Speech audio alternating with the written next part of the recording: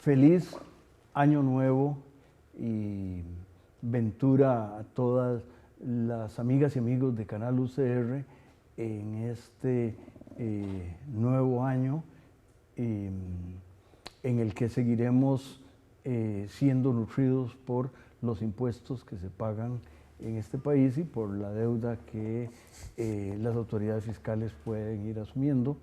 Y para ver ese tema y el entorno en general, tengo el privilegio de tener con nosotros a el gerente general de la Bolsa Nacional de Valores, don José Rafael Brenes, con quien hablaremos una vez que el canal nos invite a hacerlo.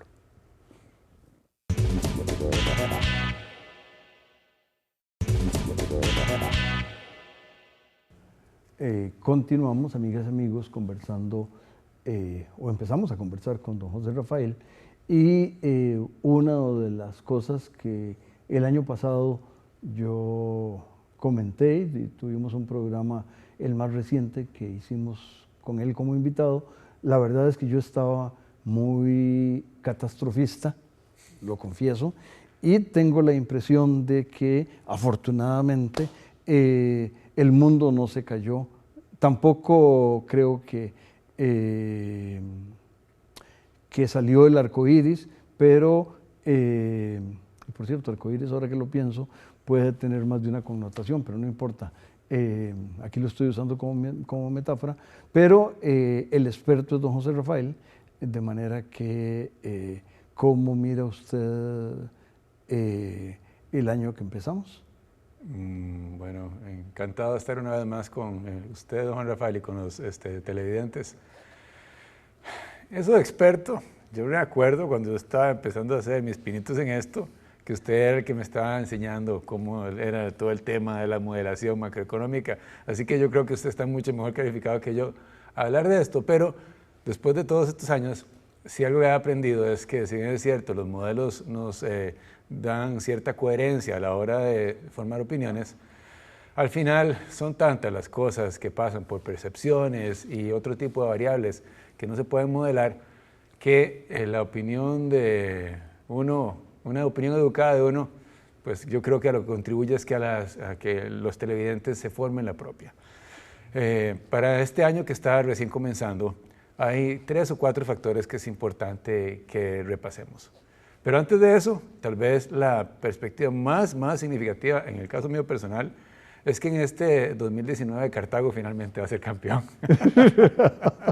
Lo hemos estado esperando veo que mucho. la camisa suya sugiere esa, porque de alguna manera el color de su camisa corresponde en mucho. Ahora los equipos se ponen el uniforme del color que les gusta, pero el viejo color cartaginés se refleja en su camisa. Sí, pero lo más importante, don Juan Rafael, es que uno tiene sangre azul, ¿verdad? Y ahí no hay quite. Pero bueno, ya entrando en materia. A la hora de hacer un análisis de cuáles son los principales factores, conviene seguir esa estructura que los modelos que usted me enseñó a utilizar nos dan. Entonces quisiera empezar primero por hacer una revisión muy rápida del entorno internacional, después ver qué acontecimiimientos a nivel local nos han afectado en la parte macro, ver un poco el tema que creo que es más importante todavía respecto a acciones en lo que es la competitividad, para al final tal vez sacar 1 o 2 conclusiones. Entonces, en la parte internacional tenemos un entorno que para Costa Rica podríamos llamar es positivo en términos generales. La economía norteamericana, que sigue siendo nuestro mayor mercado destino a las exportaciones, va a seguir creciendo bien, a pesar de que ya está entrando en tal vez la parte final del ciclo expansivo que ha tenido durante todos estos años, y estamos viendo cómo la Reserva Federal está empezando ante esa realidad a ajustar las tasas de interés, lo cual va a tener también un efecto sobre la liquidez mundial y en particular puede o va a afectar más bien el costo de financiamiento de nuestro país, sobre todo si vamos a mercados internacionales. En el caso de Europa, que es otro mercado importante, la situación ahí no es tan positiva. Están teniendo no solamente el tema de Brexit, sino en general problemas interesantes locales que están siendo común a nivel de los diferentes países. Entonces acabamos de ver cómo en diciembre pasado las manifestaciones que se dieron en París, una cosa importantísima, Italia con un movimiento populista, los países de la periferia como Polonia también en esa misma línea. Entonces hay todo un malestar que no es conducente a un crecimiento más fuerte. Lo que toca a Asia, que ahí nos afecta indirectamente, porque sigue siendo una economía, un sector de la economía mundial a la cual todavía no tenemos mucho intercambio comercial, pero que claramente interactúa con Norteamericana y por lo tanto el rebote nos afecta. Y China también está desacelerándose a pesar de todo el estímulo que las autoridades económicas están tomando para evitar que eso sea así. Mencionábamos el tema de la tasa de interés, que en el entorno internacional también va a ser un factor que no va a estar a favor nuestro. Y por último, en lo que toca a términos de intercambio, lo fundamental, que es el precio del petróleo, ha tenido mucha volatilidad en los últimos meses. Pero uno podría pensar que durante este año no vamos a tener incrementos significativos y más bien, si hay algún efecto, va a ser un efecto positivo. Que es importante tener en cuenta que eso nos beneficia en cuestión de términos de intercambio, pero que paradójicamente en el tema fiscal es algo negativo porque una de las fuentes más importantes de ingresos para el gobierno son los impuestos que caen sobre el valor de los combustibles que se importan. Entonces ahí hay un efecto también que es mixto.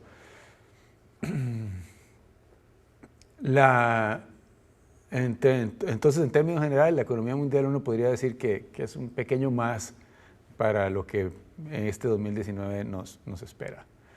En lo que toca a la economía nacional, uno podría, o es conveniente, hacer un análisis tal vez sentado en tres diferentes pilares. El tema de la política monetaria y cambiaria, el tema de la política fiscal y después ver cómo se está acomodando la parte del sector real de la economía. Bueno, y para hacerlo bien vamos a empezar al revés. Vamos a empezar por la parte del sector real de la economía. En el sector real de la economía, si uno se pone a ver las proyecciones del Banco Central, uno podría pensar que son proyecciones optimistas. Están previendo un mayor crecimiento y aquí de una vez hago la salvedad, no me voy a referir a cifras porque dicho eso de que todos son bateadas, ¿verdad? Pero sí creo que es importante tener en cuenta el tema de la magnitud, ¿verdad? Sí. El Banco Central sí está previendo que va a haber un mayor crecimiento en este año, lo cual uno encuentra un poco contraintuitivo por varias razones, pero ahora tal vez me refiero a ellas en el programa monetario, cuando hablemos de lo que es la política del banco. Pero si uno se pone a ver la desagregación, tanto por el lado de la actividad sectorial como por el lado de los agregados de la demanda, no termina de calzar.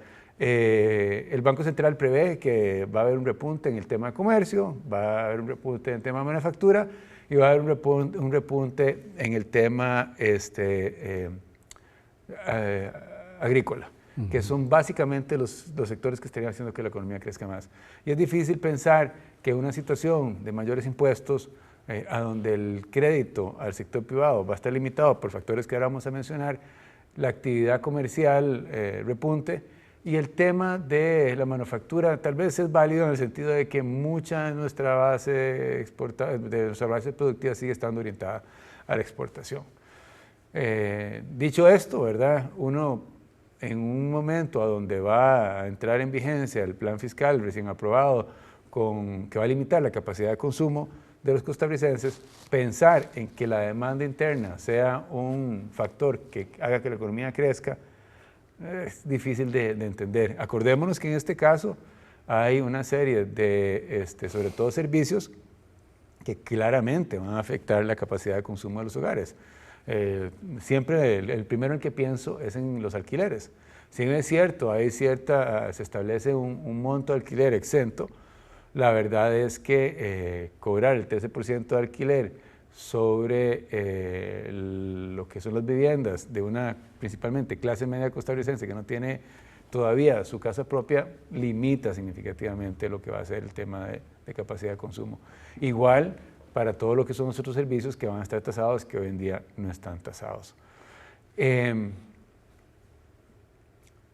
Digamos que eso en la parte del sector real. En la parte de las variables macroeconómicas, el Banco Central, a partir de que está implementando su política de metas de inflación, ha hecho un esfuerzo por abandonar lo que eran aquellas otras variables, no solamente de crecimiento de los agregados monetarios, sino de aquí fundamentalmente me quiero centrar en lo que es el crédito al sector privado. Y señala que la meta de inflación, a pesar de que al cierre del 2018 estuvo cerca del límite superior, se va a mantener dentro del rango que no ven factores. Del límite inferior. Sí, del límite, perdón, sí. No ven factores que pongan en riesgo el cumplimiento de esa meta. El gran tema del año pasado fue la monetización que se hizo a través de, fue el financiamiento al sector público, que fue transitorio, ¿verdad? Entonces ese efecto no impactó la inflación, y después el tema de la gran pérdida de reservas internacionales que el banco tuvo y que fue su manera de absorber liquidez. Perdieron, me parece que fueron como alrededor de depende cómo uno cuente, 1.500 millones de dólares. Parte de esa pérdida de reservas lo recuperaron al final del año porque el gobierno pudo endeudarse, aunque lo hizo localmente, captó recursos del extranjero, entonces entraron recursos adicionales y además como parte de la estacionalidad y de fin de año recuperaron alrededor de 600 millones de dólares de reservas. Pero entonces el banco mantiene su política su meta de inflación dentro del rango ya señalado, que es alrededor del 2%,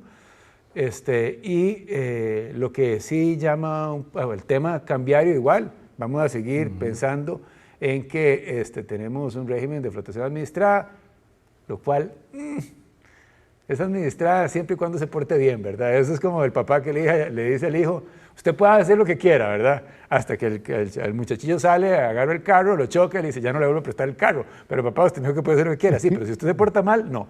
El tipo de cambio es igual, ¿verdad? En el tanto, vuelva temprano, lave el carro, pero en el momento en que algo pasa, está castigado, entonces lo vuelven a poner en línea. Y vimos las volatilidades y las correcciones que se dieron el año pasado, a donde el tipo de cambio llegó a 630 y a los poquitos días está otra vez en 600, luego de una política muy activa del Banco Central para acotar lo que son las volatilidades aceptables. Y en el tema macro, lo último que quiero señalar es cuál ha sido el comportamiento del crédito del sector privado. Y aquí hay un factor interesante, que es el siguiente. El crédito del sector privado al final del año pasado está súper, se había acelerado muchísimo. En particular, la banca estatal, que es la que presta en colones, tiene un crecimiento prácticamente de cero. Ahí hay factores coyunturales de lo que es el costo del crédito en colones, porque las tasas del Ministerio de Hacienda habían venido subiendo, lo cual presiona el costo de fondos de los bancos, pero también el hecho de que, resultado de la crisis que se había dado tanto en el Banco de Costa Rica como en el Banco Nacional, ha habido cierta parálisis en la gestión y los ha obligado a revisar significativamente lo que son sus políticas de gestión de crédito. Vamos a tener parálisis en el análisis, me salió verso sin esfuerzo, una vez, pero regresamos una vez que el canal nos invite a hacerlo.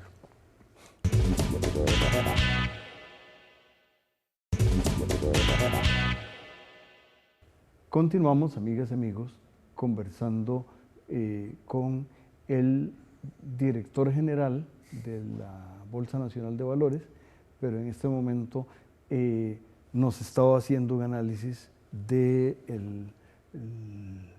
las circunstancias macroeconómicas que nos acompañan. Hemos quedado entonces en la parte del crédito, que es fundamental, ¿verdad? Porque para la gente lego, o sea, en realidad el aceite que permite que el motor de la economía se mueva bien es la disponibilidad de crédito.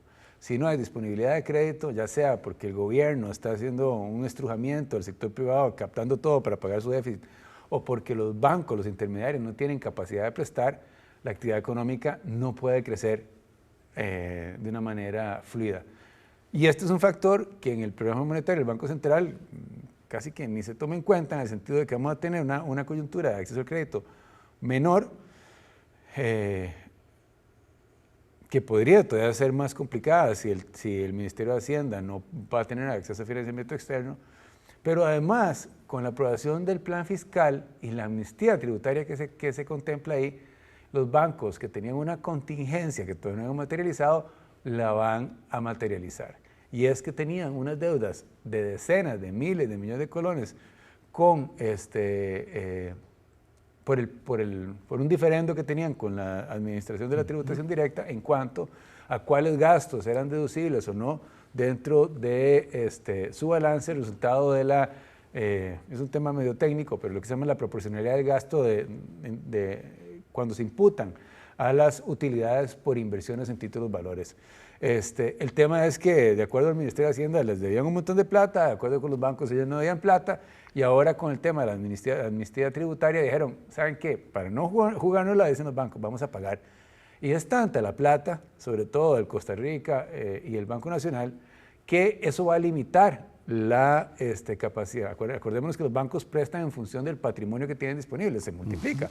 Entonces, al pagar esas deudas, la base patrimonial no es que crece, pero no crece para acomodar un mayor crecimiento del crédito. Esto tiene además el agravante de que en los bancos grandes, las deudas malas de alguna manera se van licuando en función de que la base del crédito otorgado crece. Los préstamos al principio siempre son buenos, ¿verdad? Entonces se ponen malos ya cuando a los 2 años y la gente no paga. Entonces, cuando el crédito está creciendo mucho, los préstamos nuevos hacen que los préstamos que están siendo malos sean menos importantes relativo al total. Cuando deja de crecer el crédito, esos préstamos malos se acumulan y obliga entonces a que o limita de nuevo también la capacidad de crecimiento de los bancos, porque esas provisiones tienden a hacerse más onerosas. Entonces, ese es un factor negativo para el crecimiento. El balance... Tal vez en resumen, sí.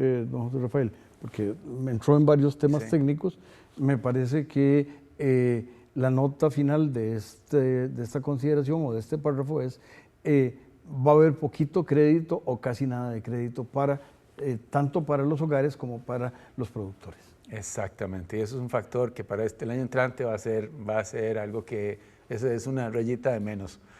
Y en el tema de balanza de pagos, el Banco Central pues no ve, como decíamos, los términos de intercambio van a ser favorables, prevé un incremento de las exportaciones de servicios van a estar siendo dinámicas, entonces por ese lado no debería haber presión sobre el tipo de cambio. La presión sobre el tipo de cambio va a estar más, o el comportamiento del tipo de cambio va a estar más determinado por el acceso que tenga la economía local a financiamiento internacional, en particular lo que es el sector público, que a través de esa puerta me meto para entrar a hablar de lo que es la parte del equilibrio fiscal. Nosotros estamos cerrando, o se cerró el 2018, con un déficit tal vez no tan alto como el esperado, del 7 punto algo, pero igual altísimo, ¿verdad? Más alto que el año 2017, y en una coyuntura a donde el Ministerio de Hacienda no tiene resuelto el problema fiscal.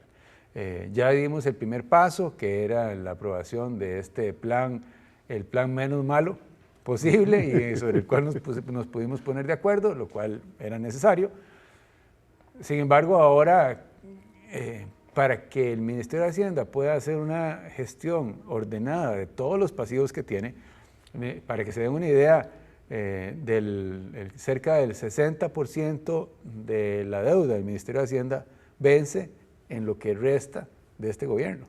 O sea, estamos hablando la deuda total del gobierno es el 50% del producto. Entonces estamos hablando que hay deuda equivalente al 30% del producto que vence y que hay que gestionar, ¿verdad? Si todos los años nosotros siguiéramos acumulando un déficit del 5 o 7% en 3 años más que quedan de gobierno, estamos hablando de que es un problema serio. Y lo que está procurando la señora ministra es decir, bueno, que todas esas deudas no las tengo que pagar yo, que las pague el próximo ministro de Hacienda. Y para eso le ha manifestado a la Asamblea Legislativa que va a presentar una iniciativa de ley que le permita endeudarse en el extranjero hasta por $6,000 millones. Eso, en el margen, es algo que uno podría pensar que no es tanto para el tamaño de la deuda, pero resuelve tal vez lo que siempre es importante, el marginal. O sea, porque uno puede tener 90 pesos para pagar, que si debe 100, incumple por los 10, ¿verdad? Y eso además le permitiría al Ministerio de Hacienda comprar aire por un plazo, digamos, de unos 18 meses para que todos estos pasivos locales en moneda, en colones, los pueda reestructurar y tirarlos a plazos más largos en una situación de mercado diferente de la que tiene hoy en día y la que enfrentó el año pasado. Después de la parálisis que se dio en los mercados financieros, de ahí sí estamos hablando de mi finca, resultado de la colocación de las letras del Tesoro, había una gran incertidumbre acerca de cuál era realmente el riesgo de Costa Rica que se expresaba en las tasas de interés. Cuando se hizo el contrato de suscripción y se dijo a 3 años es 9% en dólares, se despejó carísimo, pero se solventó esa incertidumbre y el ministerio pudo empezar a colocar a tasas parecidas a plazos más largos. Entonces, el tema fiscal sigue siendo nuestro talón de Aquiles, que en este momento pasa porque el gobierno pueda ir a mercados internacionales para comprar ese oxígeno adicional que tiene. Si no logra hacer eso, la presión que va a poner sobre el mercado local va a tener efectos todavía más recesivos porque las tasas de interés van a tener que aumentar todavía más y hay que ver cuánto para traer, ya no la plata de aquí, porque la plata de aquí la tiene toda, sino cuánto tienen que subir las tasas en colones para que inversionistas del extranjero quieran jugarse el riesgo cambiario de venir a invertir en Costa Rica en títulos del Ministerio de Hacienda, ¿verdad? Así que eso es un premio que ha sido significativo. Cuando estaba nuestro amigo Rodrigo Bolaños en el Banco Central, en algún momento nosotros teníamos tasas del 12% a poco más de un año en colones con una estabilidad cambiaria, entonces era súper atractivo. Vinieron jugadores internacionales y metieron $1.500 millones. O sea, que a final de cuentas, si esa coyuntura se da, la plata aparece, pero con efectos muy nocivos para los hogares, para los deudores y para el sector productivo. Tal vez ahí déjeme abonarle. Hace un ratito nos dijo de que no va a haber crédito. Ahora, el poquito que va a haber va a ser a tasas muy altas, es la segunda consideración que está saliendo aquí, ¿no? Es lo cual entonces de nuevo apunta a que uno no podría tener una economía tan bollante como la que el Banco Central prevé en su programa. Del lado del gasto, porque sí, hay que acordarse, ¿verdad? Que el problema fiscal es no solamente de lo que le entra, sino también de lo que sale.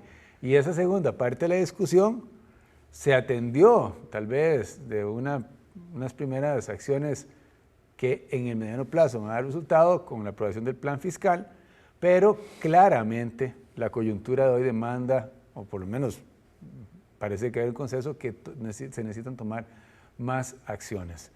El tema de lo que toda la vida se ha llamado, desde que yo estaba en planificación, ¿se acuerdan, Juan Rafael?